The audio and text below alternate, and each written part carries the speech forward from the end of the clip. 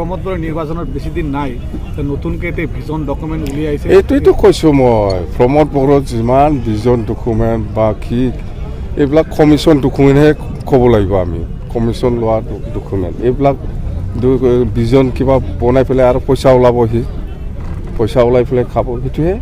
প্ৰমোদ বড়ো 4.5 বছৰৰ বেছি পাৰ হৈ গ'ল। আজিৰ দিনত যিমানেই নকয় কিয় কোনো পাব্লিকে তাক বিশ্বাস নকৰে, কোনো জাতিয়ে বিশ্বাস নকৰে তাক। BTR চুক্তিৰ বিষয়ে কি ক'ব, কিমান দূৰ সফল হৈছে? BTR চুক্তিটো আজিৰ দিনত এটাও ইমপ্লিমেণ্ট হোৱা নাই। সীমা বঢ়াব লাগিছিল, বঢ়োৱা নাই। 60টা সমষ্টি হ'ব লাগিছিল, কৰিব পৰা নাই প্ৰমোদ বড়োৱে। আৰু ঘৰে ঘৰে চাকৰি দিব লাগিছিল, আৰু কিবা কিবি ইনষ্টিটিউশ্যন ইনষ্টিটিউশ্যন বনোৱাৰ কথা আছিল। ভৈৰৱকুণ্ডত কিবা ইউনিভাৰ্চিটি, আমাৰ চিৰাং জিলাত ৰৌমাৰীত কিবা ইউনিভাৰ্চিটি, এনেকুৱা বহুত আছিল, এটাও কৰিব পৰা নাই আৰু সি নোৱাৰে। বঙাইগাঁও জিলা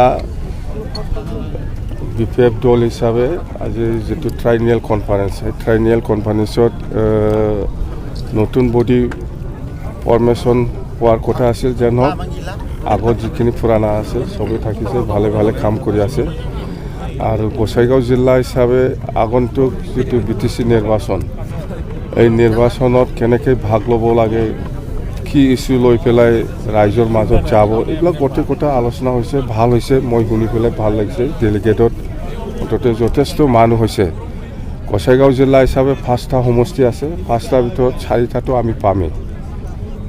আমাৰ যিখিনি ডেলিগেটসকলৰ যিটো ৰিপৰ্ট বা আমাৰ দলৰ কৰ্মীসকলে মোক যিখিনি ৰিপৰ্ট দিছে বা মোক যিখিনি জনাই দিছে বা মই যিখিনি ইনপুট পাইছে, মুঠতে বঙাইগাঁও জিলা হিচাপে 5টা সমষ্টিৰ ভিতৰত 4টাটো কনফাৰ্ম। এই বেছি দিন নাই নিৰ্বাচন হ'ব। মই যিমান দূৰ জানো অতি সোনকালে হ'ব নিৰ্বাচনটো 25তে। আৰু 25ত চৰকাৰ আহিলে আমি কি কি কাম কৰিম সেইবিলাক গোটেই কথাটো আগন্তুক যিটো আমাৰ 20 আৰু 21 তাৰিখত যিটো চেণ্ট্ৰেল BPF দলৰ যিটো ট্ৰাইনিয়েল কনফাৰেঞ্চ হ'ব, ইয়াত গোটেই কথাবিলাক আলোচনা কৰি ডিচিশ্যন ল'ব কথা সেইটোৱে। দেখা গৈছে যে আপোনাৰ গোসাইগাঁও জিলা সমিতিৰ অন্তৰ্গত গুমা সমষ্টিত কিন্তু দেখা গৈছে এটা অন্তকণ্ডলৰ সৃষ্টি হৈছে। এইবিলাক চব দলত থাকে, এইবিলাক সব দলত হয়, কংগ্ৰেছতো হয়, BJPতো হয়, UPPতো হয়, AGPতো হয়, সব দলতে এইবিলাক থাকে, অলপ চলপ হয়ে। কোনো দলে এনেকুৱা ক্লিন একো গণ্ডগোল নোহোৱাকৈ কোনো দলে আজিৰ দিনত যোৱাটো মই দেখিবলৈ পোৱা নাই। মুঠতে চব দলত থাকেই, এইবিলাক অলপ চলপ হয়েই, তৰ্ক বিতৰ্ক হয়। দেখা গৈছে যে বৰ্তমান BJPয়ে গুমা সমষ্টিত মানে হেণ্ডশ্বকো পেলাইছে, কি ক'ব? নাই, এইবিলাক অকল BJP নহয় ৰে, কংগ্ৰেছৰোতো চেষ্টা থাকিব, BJPৰো চেষ্টা থাকিব, UPPৰো চেষ্টা থাকিব।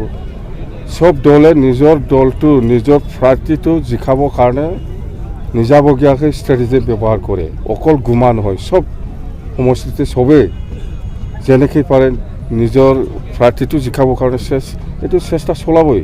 অকল গুমাৰ কথা নহয়। শ্ৰীৰামপুৰ আমিওতো গুমা সমষ্টিত আমাৰ দলটো কেনেকৈ জিকিব পাৰে তাৰ কাৰণে আমি ৰণকৌশল বনাই আছোঁ। শ্ৰীৰামপুৰতো আমি বনাই আছোঁ, চব দল একৈ। ইতিমধ্যে দেখা গৈছে যে প্ৰমোদ বড়োৰ নিৰ্বাচনত বেছি দিন নাই, নতুনকৈ এটা ভিজন ডকুমেণ্ট উলিয়াইছে। এইটোৱেতো কৈছোঁ মই, প্ৰমোদ বড়োৰ যিমান ভিজন ডকুমেণ্ট বা কি এইবিলাক কমিশ্যন ডকুমেণ্টহে ক'ব লাগিব আমি, কমিশ্যন লোৱা ডকুমেণ্ট। এইবিলাক ভিজন কিবা বনাই পেলাই আৰু পইচা ওলাবহি, পইচা ওলাই পেলাই খাব, সেইটোহে।